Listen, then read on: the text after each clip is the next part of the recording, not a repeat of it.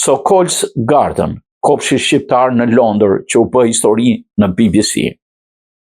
Një kopsht prej vetëm 50 metrash katror në Londër është kthyer në një histori frymëzuese, për mira ndjekës dhe tashmë edhe në libër.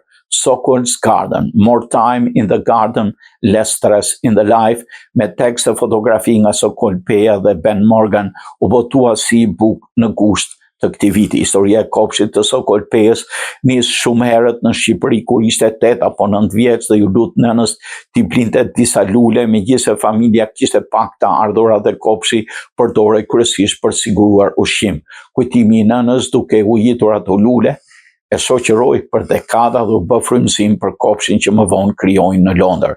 Sot, në vetëm 50 metra katror, Sokoli kultivon ullinj, limon, fiq, moll, kumbulla, 26 trëndafila, qindra lule, madje ka dhe një pellg mimoze formuar prej tim në trajtën e shqiponjës dukrenare, sjell në kopsht edhe simbolikën shqiptare.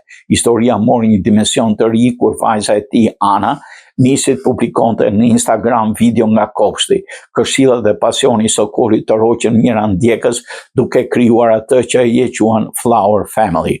Kopshti të roqën më pas në mendjen e BBC Gardener's World, ekipi I cili kaloi 2 ditë e gjysmë duke filmuar historinë dhe metodat e tij të kultivimit. Libri nuk synon të jetë vetëm një manual kopshtarie.